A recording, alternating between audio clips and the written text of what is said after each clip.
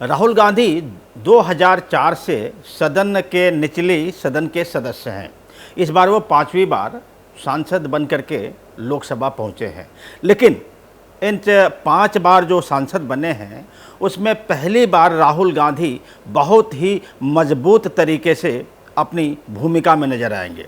जी हाँ, उनको नेता प्रतिपक्ष बनाया जा रहा है, लगभग उनका बनना तय है।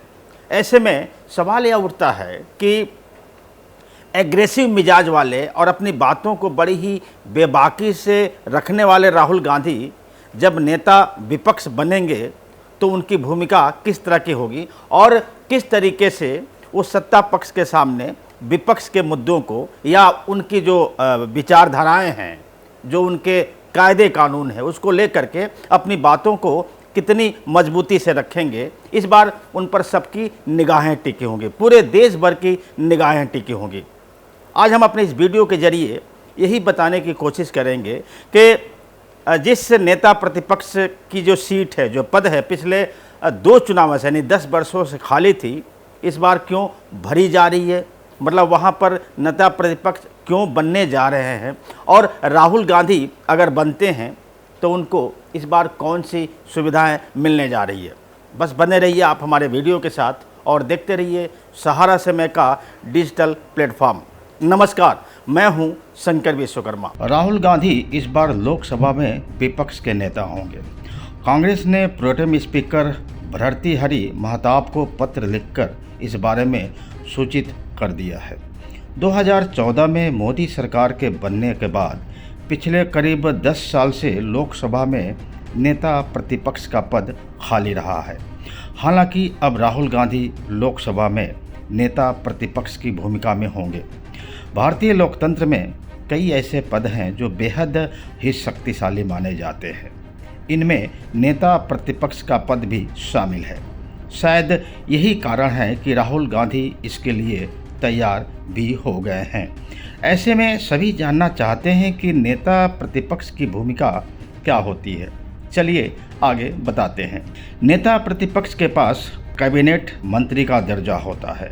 हालांकि सिर्फ यही कारण नहीं है जिसके कारण यह पद बेहद महत्वपूर्ण माना जाता है।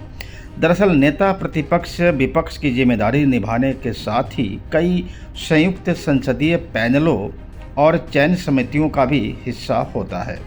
इनमें सीबीआई के director, central vigilance commissioner, Bharat निर्वाचन आयोग के मुख्य चुनाव आयुक्त और चुनाव आयुक्तों की नियुक्ति, मुख्य सूचना आयुक्त, लोकायुक्त और राष्ट्रीय मानवाधिकार आयोग के अध्यक्ष और सदस्यों को चुनने वाली समितियां शामिल हैं।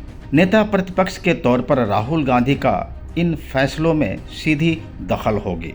इन कमेटियों को फैसलों में प्रधानमंत्री नरेंद्र मोदी के साथ ही अब नेता प्रतिपक्ष राहुल गांधी की सहमति भी जरूरी होगी।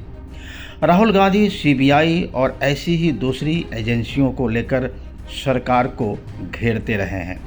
ऐसे में अब इन एजेंसियों के शीर्ष पदों पर नियुक्ति में उनकी भी अहम भागीदारी होने जा रही है। इसके साथ ही नेता प्रतिपक्ष के रूप में राहुल गांधी लेखा समिति के भी प्रमुख होंगे। ऐसे में सरकार के आर्थिक फैसलों पर बारीक नज़र रखेंगे और उनकी समीक्षा भी कर सकेंगे। लेखा समिति ही सरकारी खर्च की जांच करती है। ऐसे में राहुल गांधी को नेता प्रतिपक्ष के साथ ही यह जिम्मेदारी भी अपने आप मिलने जा रही है। लोकसभा में नेता प्रतिपक्ष का पद संभालने वाले सांसद को केंद्रीय मंत्री के बराबर ही वेतन मिलता है और उसी के अनुरूप भत्ते और अन्य सुविधाएं मिलती हैं। नेता प्रतिपक्ष को हर महीने 3,30,000 रुपये की सैलरी मिलती है। साथ ही कैबिनेट मंत्री के आवास के स्तर का बंगला मिलता है। उसके साथ ही कार के साथ ड्राइवर की सुविधा उपलब्ध कराई जाती है। साथ ही जिम्मेदारी निभाने के लिए 14 लोगों का एक भारी भरकम स्टाफ भी मिलता है जिसका खर्चा सरकार करती है। राहुल गांधी नेता प्रतिपक्ष बनने वाले गांधी परिवार के वैसे तीसरे सदस्य हैं। उनके पिता राजीव गांधी और उनकी माता सोनिया गांधी दोनों ही नेता प्रतिपक्ष रह चुके हैं।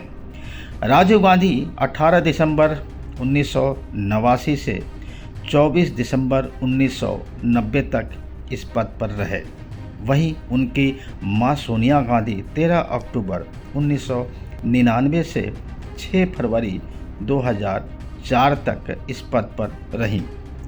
आखिरी बार 2009 से 2014 तक भाजपा की सुषमा स्वराज लोकसभा में नेता प्रतिपक्ष थी। हालांकि उनके बाद यह पद अब राहुल गांधी को मिलने जा रहा है। 10 साल तक नेता प्रतिपक्ष नहीं होने के पीछे की वजह शायद बहुतों को पता होगी, लेकिन यहाँ बता देते हैं कि 2014 और 2019 के चुनाव में किसी भी विपक्षी दल के पास 54 सांसद नहीं जीते थे। नियमों के मुताबिक नेता प्रतिपक्ष बनने के लिए लोकसभा की कुल सीटों के 10% यानी 54 सांसद होना जरूरी है। और पिछले दोनों चुनावों में यानी 2014 और 2019 के लोकसभा चुनावों में कांग्रेस के पास 54 से कम सांसद थे। हालांकि इस बार कांग्रेस 99 सीटों पर चुनाव जीत चुकी है, इसलिए इस बार राहुल गांधी लोकसभा में नेता प्रतिपक्ष की भूमिका में नजर आएंगे। तो जैसा कि आपने देखा कि इस रिपोर्ट के जरिए नेता प्रतिपक्ष की क्या भूमिका है और कितनी अहम भूमिका है, शायद आपने हमारी रिपोर्ट के जरिए यह जान लिया होगा। तो यह देखना बड़ा ही दिलचस्प होगा कि राहुल गांधी अपनी भूमिका को किस तरह से निभाते हुए नजर आते हैं। नमस्कार।